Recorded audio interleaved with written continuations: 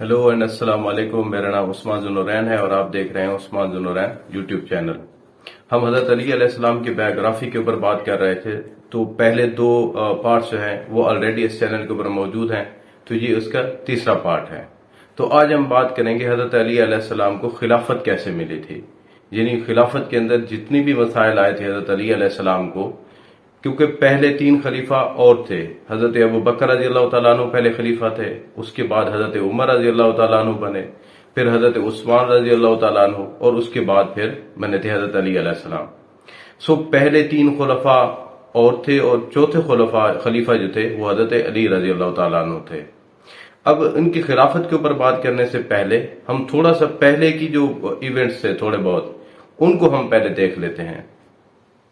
हजरत उमर रजी अल्लाह तआला अन्हु के दौर के अंदर जो शाम वाला इलाका था, जिसको दमेस्कस पहले कहते थे और बाद में उस इलाके पूरे को शाम कहा जाता था, वो इलाका जब फतह हुआ तो हजरत उमर रजी अल्लाह तआला अन्हु ने अबू सुफियान जो कि सुल्पा असलम के ससुर भी थे, क्योंकि हजरत हफ्सा रजी अल्लाह तआला अन्हु की शादी हजरत उम्मे हबीबा रजी अल्लाह तआला अन्हु की शादी रसूल असलम से हुई थी और वो अबू सुफियान की बेटी थी।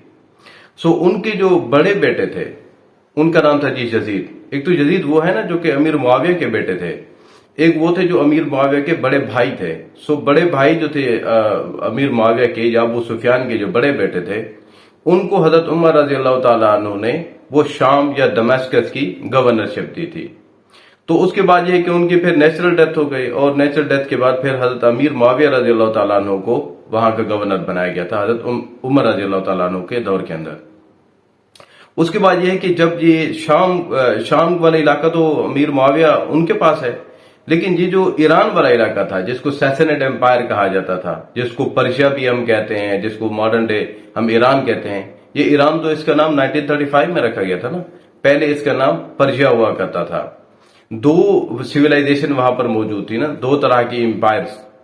एक को कहा जाता था अचीमेनिड एम्पायर, जिसके आखिरी रूलर जो थे वो डेरियस III थे, जिसको सिकंदर यूनानी ने आकर शिकस्त दी थी, और उसके बाद जो एम्पायर कायम हुई थी उसको सैसनेड एम्पायर कहा जाता है। और उनके जो आखिरी रूलर थे वो थे यज़्दगर्द, ठीक है, यज़्दगर्द या यज़्दजर्द दोनों प्रोनाउंसिएशन की जाती हैं।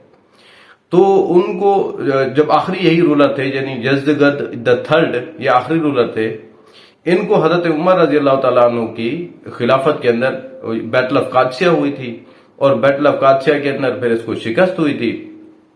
उसके बाद यह है कि मुसलमानों के पास ये जो पूरी सैसनेड एम्पायर थी या पूरी जो पर्शियन लैंड थी ये फिर आ गई थी इस्लाम के फोल्ड के अंदर।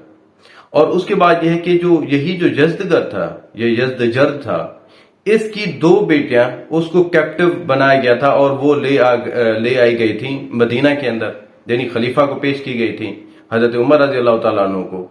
तो हजरत उमर रजी अल्लाह तआला अन्हु ने ये डिसाइड किया कि भाई क्योंकि ये प्रिंसेस हैं तो इनके लिए जो सूटेबल मैन है वो भी कोई नोबल फैमिली से होना चाहिए। सो हजरत उमर रजी अल्लाह तआला अन्हु ने एक बहन की जो शादी है वो कर दी थी हजरत अबू बकर रजी अल्लाह तआला अन्हु के बेटे के साथ, और दूसरी कर दी थी हजरत अली रजी अल्लाह तआला अन्हु के बेटे के साथ। अब जब जो हजरत अबू बकर रजी अल्लाह तआला अन्हु का बेटा था उनका नाम है जी मोहम्मद बिन अबू बकर। और मोहम्मद बिन अबू बकर एक्चुअली क्या है, इनकी जो वालदा थी उनके बारे में थोड़ा सा हम देख लेते हैं। इनकी जो वालदा थी यानी मोहम्मद बिन अबू बकर की जो वालदा थी ये एक्चुअली हजरत जाफर रजी अल्लाह तआला अन्हु की वाइफ थी। जब हजरत जाफर रजी अल्लाह तआला अन्हु बैटल ऑफ मोता के अंदर शहीद हो गए थे तो उसके बाद फिर हजरत अबू बकर रजी अल्लाह तआला अन्हु ने उससे शादी की थी। और उसके बाद जब हजरत अबू बकर रजी अल्लाह तआला अन्हु की वफात हुई यानी एज ए कैलिफ वो वफात पा गए, नेचुरल डेथ हुई थी उनकी, तो उसके बाद फिर उनकी शादी हुई थी हजरत अली अलैहिस्सलाम के साथ, यानी हजरत जाफर के जो छोटे भाई थे उनके साथ हुई थी। तो वो जो खातून थी उसका नाम था जी अस्मा बिनते उमैस। अस्मा बिनते उमैस जो जब हजरत अबू बकर रजी अल्लाह तआला अन्हु की वाइफ थी तो उससे उनको एक बेटा पैदा हुआ था जिसका नाम रखा गया था मोहम्मद बिन अबू बकर। और उसके बाद ये अभी बच्चे ही थे तो हजरत अबू बकर रजी अल्लाह तआला अन्हु की वफात हो गई। तो उसके बाद फिर इनकी जब शादी हुई थी हजरत अली अलैहिस्सलाम के साथ, तो हजरत अली अलैहिस्सलाम से भी एक बेटा पैदा हुआ था जिसका नाम था याहया बिन अली, यानी याहया बिन अली और मोहम्मद बिन अबू बकर ये दोनों आपस के अंदर क्या हैं, भाई हैं, لیکن مدر سائڈ سے یہ ریل برادر ہیں اور فادر سائڈ سے یہ فوسٹر برادر ہیں، یعنی دونوں بچے جو ہیں وہ خلیفہ کے بیٹے ہیں اور ان کی مدر ایک ہی ہے۔ اس کے بعد یہ ہے کہ جب حضرت عثمان رضی اللہ تعالیٰ عنہ کو خلیفہ بنایا گیا تھا تو ان کے بارے میں ہم ڈیٹیل میں کسی اور ویلاگ میں بات کریں گے، بلکہ وہ ایک سیریز میں کروں گا، جس طرح حضرت علی علیہ السلام کے اوپر سیریز کی ہے تو ساری ان کے جو ایونٹس ہے پوری بایوگرافی اس کے بارے میں ڈسکس کیا جائے گا۔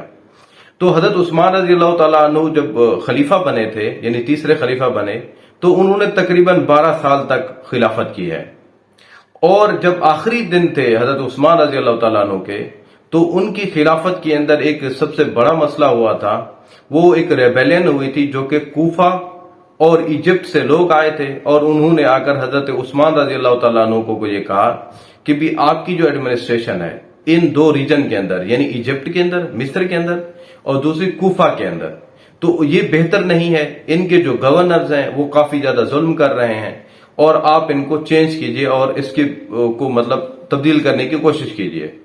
تو حضرت عثمان رضی اللہ تعالیٰ عنہ کی اس وجہ سے تھوڑا اختلافات ہو گئے تھے ان ریبلز کے ساتھ، تو الٹیمیٹلی ان ریبلز نے پھر حضرت عثمان رضی اللہ تعالیٰ عنہ کو جمعے والے دن جمعہ نماز سے پہلے شہید کر دیا تھا۔ اور حضرت علی رضی اللہ تعالیٰ عنہ اس ٹائم کہاں تھے؟ وہ اس ٹائم مدینہ کے اندر موجود تھے، اور ایک دفعہ تو اتنی ریبلز اکٹھے ہو گئے تھے تو حضرت علی علیہ السلام نے اپنی جو پگڑی تھی اس کو حضرت عثمان کے پیلس کے اندر یا گھر کے اندر پھینکی، تاکہ میں خود نہیں آ سکتا اور میں آؤٹ آف ریسپیکٹ یہ اپنی پگڑی آپ کی طرف بھجوا رہا ہوں یا پھینک رہا ہوں۔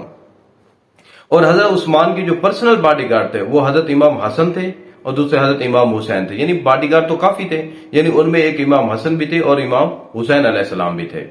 اور ایک دفعہ تو یہ کہا جاتا ہے کہ امام حسن کو تو اتنی زیادہ انہوں نے گروسملی مارا تھا ان ریبلز نے، تو پھر بعد میں ان کو اٹھا کر حضرت علی علیہ السلام کے گھر لے آیا گیا تھا۔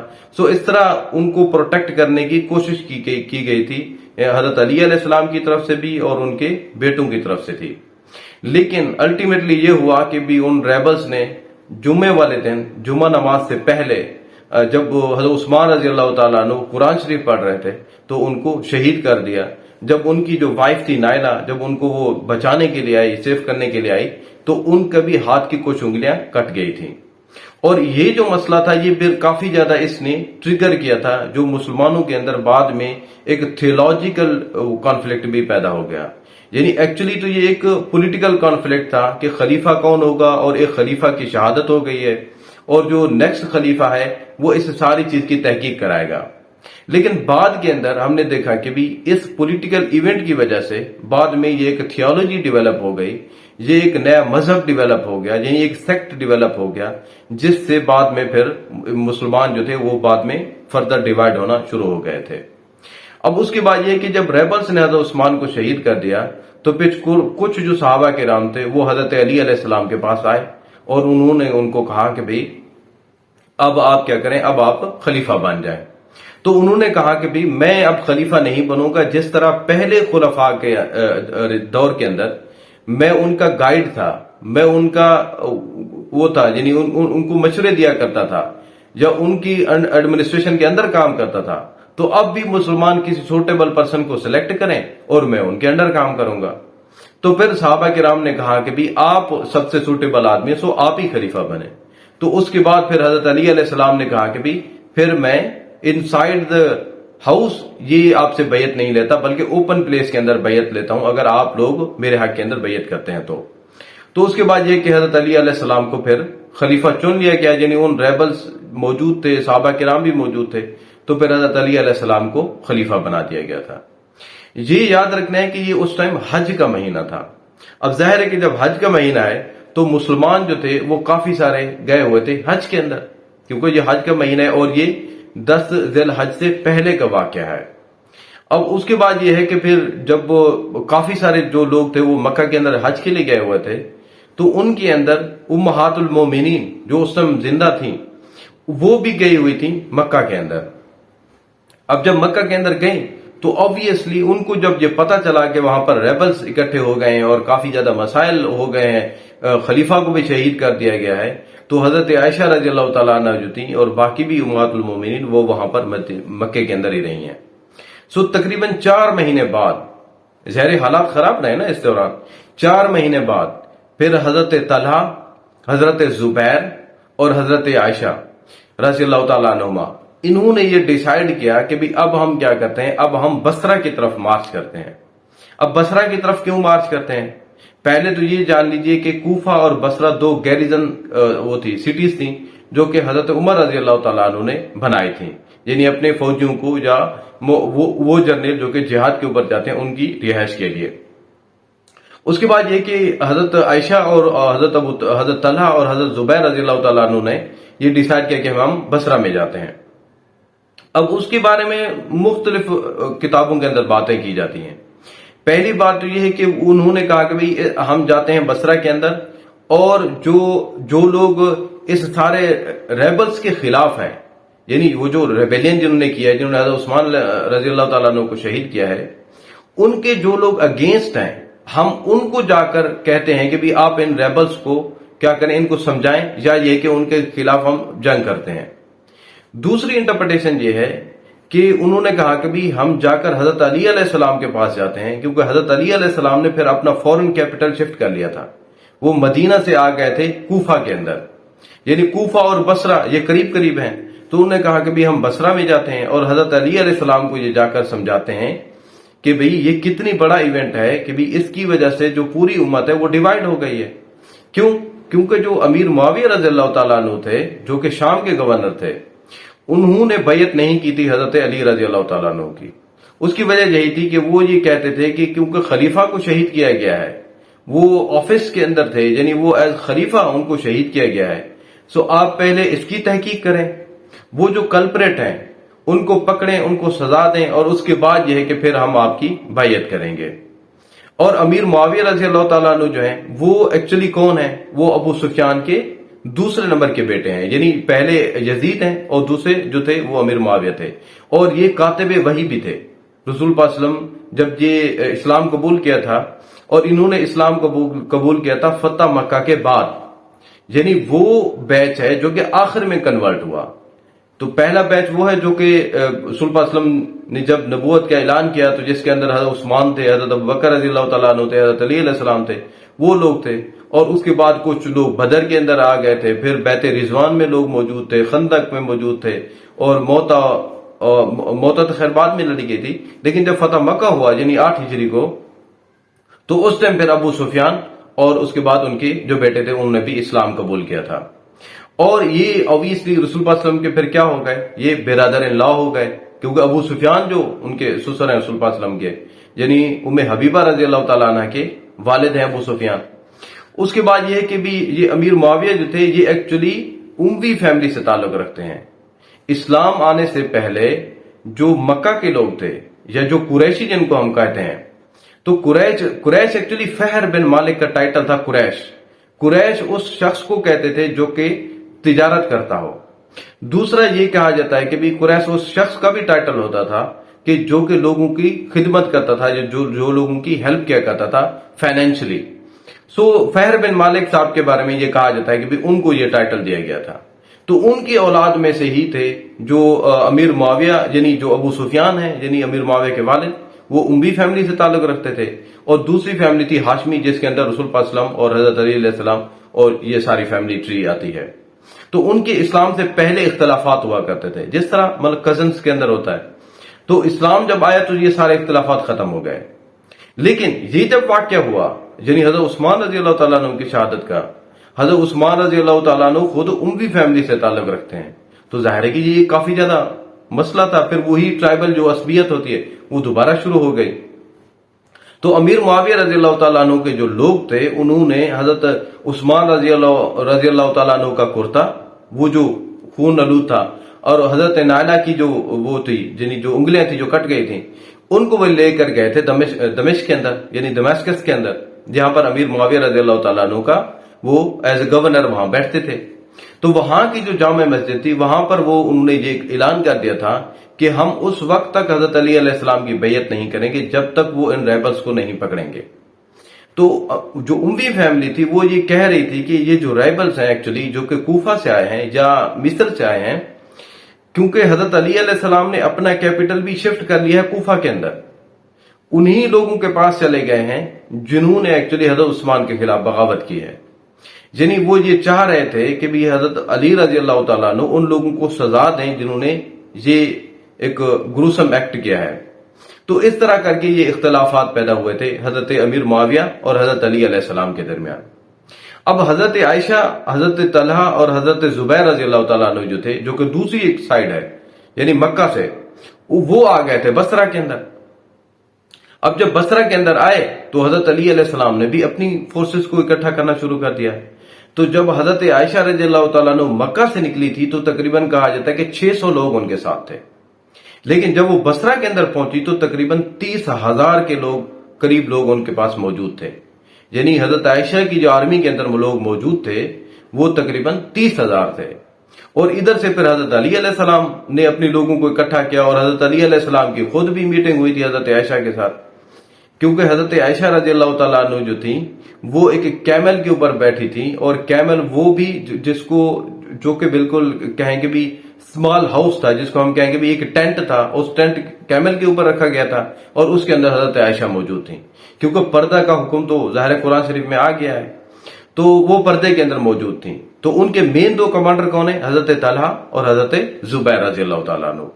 और हजरत जुबैर रजी अल्लाह तआला अन्हु एक्चुअली कौन है? वो हजरत सफिया के बेटे हैं। हजरत सफिया जो थी वो रसूल पाक सल्लल्लाहु अलैहि वसल्लम की फूफी थी।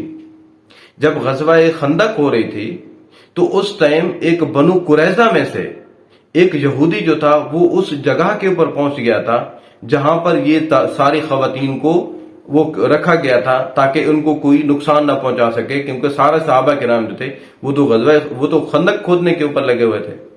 तो हजरत सफिया जो थी उन्होंने यहूदी को कत्ल किया था और उसके बाद उनकी जो बहादुरी थी वो काफी ज्यादा मशहूर थी।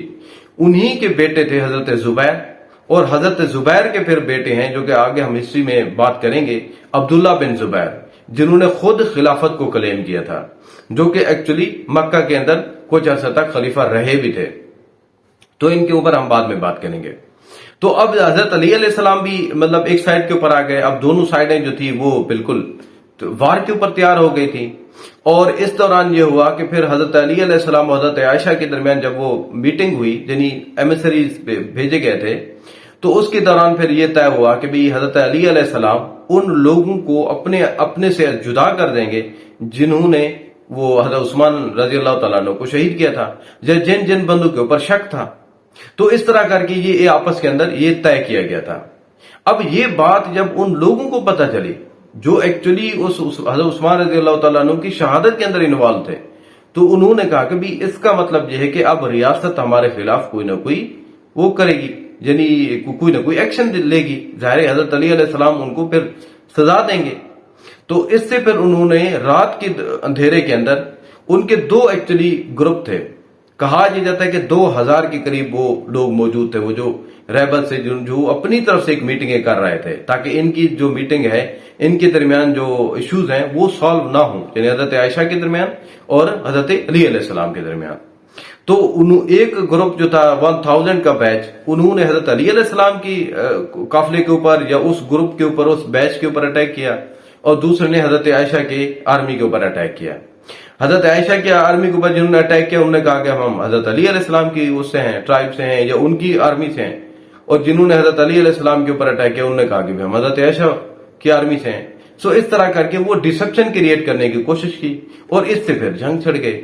और ये जो जंग थी ये रात को शुरू हुई और पूरा दिन चलती रही थी, और इससे तकरीबन 10,000 के करीब सहाबा किराम जो थे वो शहीद हो गए थे।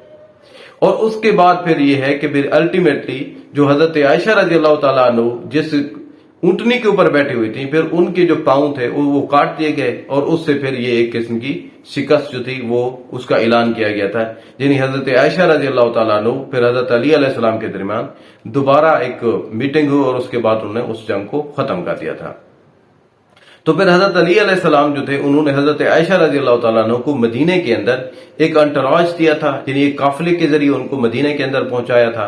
और वो जो काफिला था उसकी सरबराही जो थी वो हजरत आयशा रजी अल्लाह तआला अन्हु के जो फॉस्टर बिरादर हैं, कौन से, जो कि अस्मा बिनत उमैस के बेटे हैं और हजरत अबू बकर रजी अल्लाह तआला अन्हु के बेटे हैं, मोहम्मद बिन अबू बकर। ان کی سربراہی کے اندر ان کو مدینہ کے اندر بھیجا گیا تھا۔ یہ یاد رکھیے کہ بکس کے اندر یہ آتا ہے کہ بھی حضرت عثمان رضی اللہ تعالیٰ عنہ کی شہادت کے اندر جو مین کلپریٹ تھا وہ یہی محمد بن ابو بکر ہے۔ تو اس طرح کر کے یہ مطلب بکس کے اندر وہ چیزیں لکھی گئی ہیں۔ جو باقی دو کمانڈر تھے حضرت طلحہ اور حضرت زبیر، حضرت طلحہ کے بارے میں آتا ہے کہ بھی حضرت طلحہ کی جب غزوہ احد ہو رہی تھی تو اس ٹائم ان کا جو دایاں ہاتھ تھا یا دایاں بازو تھا وہ بالکل پیرالائز ہو گیا تھا، اس کا پھر ایک ہاتھ تھا، اور ایک ہاتھ کے ذریعے اب اگر وہ ان کی انٹینشن یہ ہوتی کہ وہ لڑنے کے لیے آئے تو ظاہر ہے کہ وہ کس طرح یہ لڑ سکتے تھے۔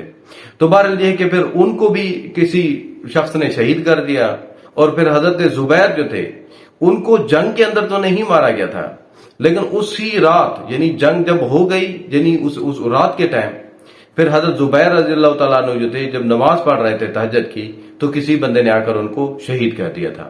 سو حضرت زبیر، حضرت طلحہ وہ اسی کے اندر مارے گئے تھے، اور حضرت عائشہ کو پھر مدینہ کے اندر بھیجا گیا تھا۔ یہ تھی پہلی سول وار جو کہ اسلام کے اندر جس کو فرسٹ فتنہ بھی کہا جاتا ہے، یعنی اس کے اندر مسلمانوں کے جو دو فیکشن تھے وہ آپس کے اندر لڑ پڑے تھے۔ کس وجہ سے؟ حضرت عثمان رضی اللہ تعالیٰ عنہ کی شہادت کی وجہ سے۔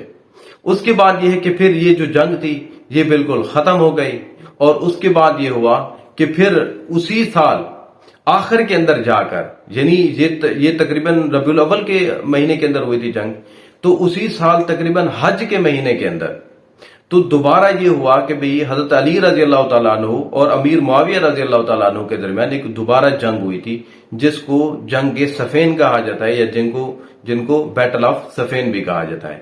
جو حضرت عائشہ اور حضرت علی کے درمیان ہوئی اس کو جنگ جمل کہا جاتا ہے۔ جمل کہتے ہیں اونٹ کو، یعنی جس کو ہم بیٹل آف دا کیمل بھی کہتے ہیں۔ سو بیٹل آف دا کیمل یا جنگ جمل یہ حضرت عائشہ اور حضرت علی کے درمیان، اور امیر معاویہ اور حضرت علی کے درمیان جو جنگ ہوئی تھی اس کو بیٹل آف صفین کہا جاتا ہے۔ ایکچولی ہوا یہ تھا کہ حضرت علی علیہ السلام نے پھر ایک اپنی طرف سے ایک کسی اور بندے کو گورنر بنایا اور اس کو ایک خط دیا، اس کو سیل خط دیا، جو کہ اس ٹائم کا رواج تھا، جو کہ کسٹم تھا، کسی بھی بندے کو اگر گورنر بنایا جاتا ہے تو اس طریقہ کار سے بنایا جاتا ہے۔ تو انہوں نے جب حضرت علی علیہ السلام نے ان کو شام کی طرف بھیجا تو شام داخل ہونے سے پہلے یعنی دمشق سے پہلے امیر معاویہ رضی اللہ تعالیٰ عنہ کے لوگوں نے ان کو انٹرسپٹ کیا اور ان کو کہا کہ بھی آپ دوبارہ واپس چلے جائیں اور ہم یہاں پر خلیفہ ہی رہیں گے، یعنی آپ کو ایز گورنر ہم نہیں مانتے۔ خلیفہ تو نہیں کہا امیر معاویہ نے، بلکہ انہوں نے کہا کہ بھی ہم حضرت علی علیہ السلام کو اس وقت تک خلیفہ نہیں مانتے جب تک وہ حضرت عثمان رضی اللہ تعالیٰ عنہ کے قتلوں کو پکڑ نہیں لیتے۔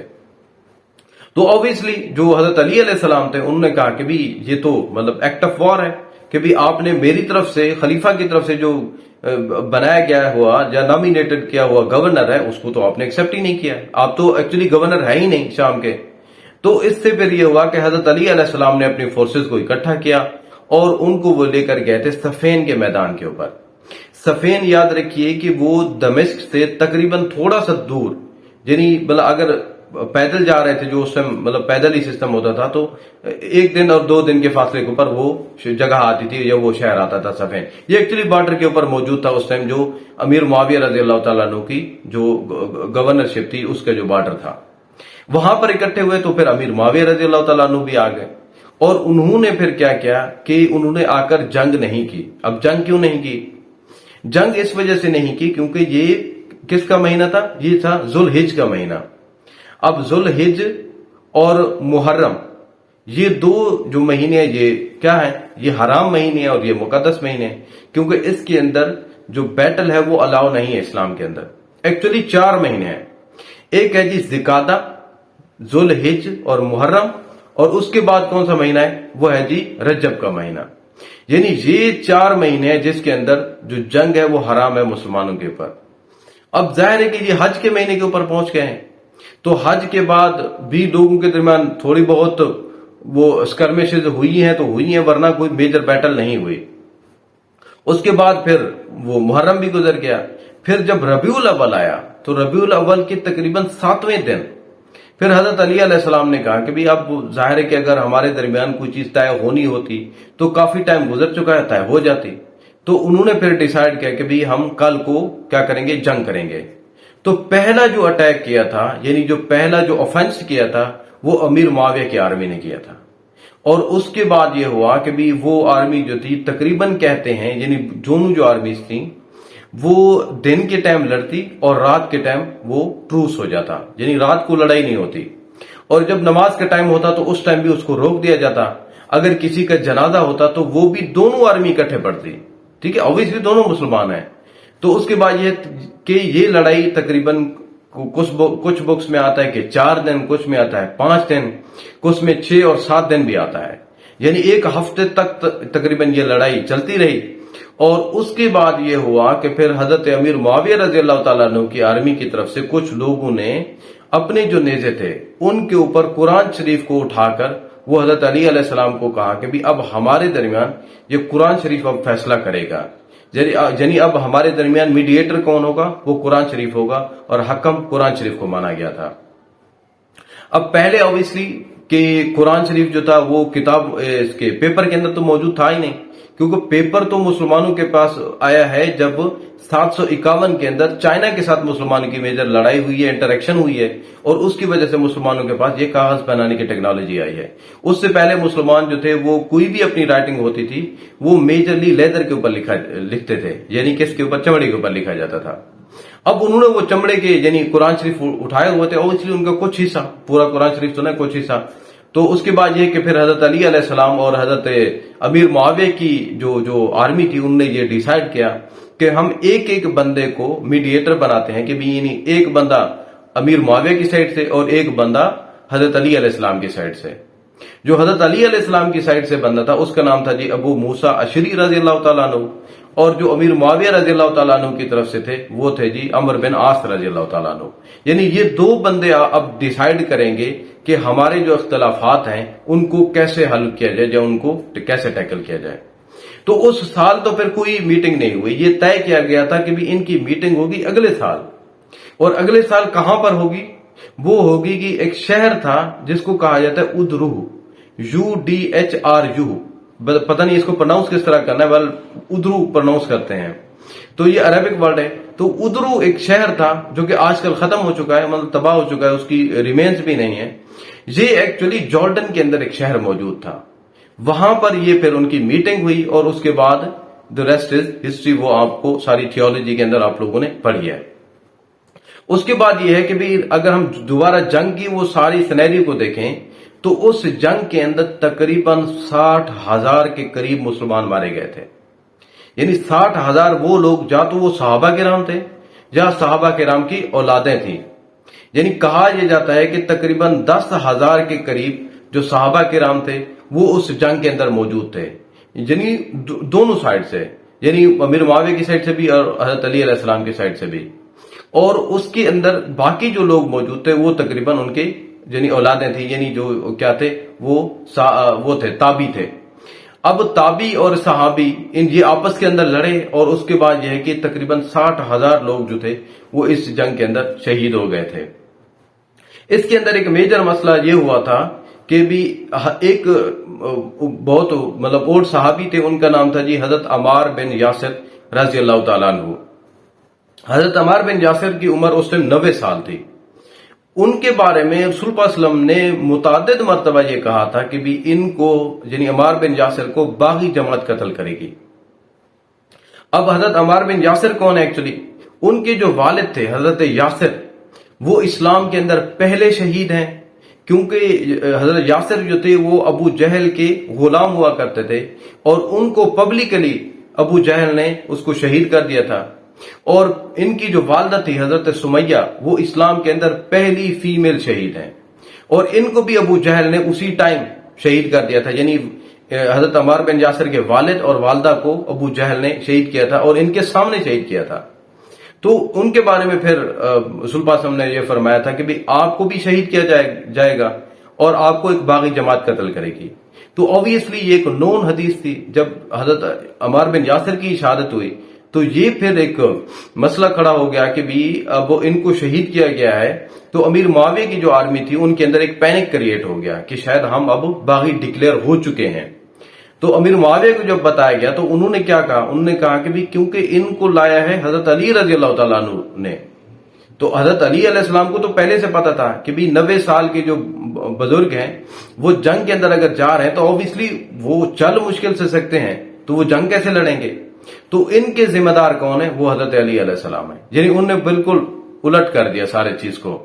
تو اس طرح کر کے یہ لوگ جو تھے صحابہ کرام اتنی شہید ہوئے، اور کہا یہ جاتا ہے کہ بھی جتنی مسلمانوں نے جنگیں لڑی ہیں رسول اللہ صلی اللہ علیہ وسلم کی لائف کے اندر، اور اس کے بعد یعنی اپ انٹو بیٹل آف صفین، اتنی لوگ شہید نہیں ہوئے جتنی ایک جنگ کے اندر مارے گئے تھے، انکلوڈنگ بیٹل آف جمل۔ اتنی صحابہ کرام شہید نہیں ہوئے تھے، یعنی 60,000 جتنی اس ایک جنگ کے اندر شہید ہو گئے تھے۔ اور اس کے بعد یہ ہوا کہ پھر حضرت علی علیہ السلام جو تھے وہ دوبارہ کوفے کے اندر آ گئے۔ اور یہ بات یاد رکھیے کہ امیر معاویہ رضی اللہ تعالیٰ عنہ نے اپنی لائف ٹائم کے اندر کبھی بھی یہ کلیم نہیں کیا کہ بھی میں خلیفہ ہوں۔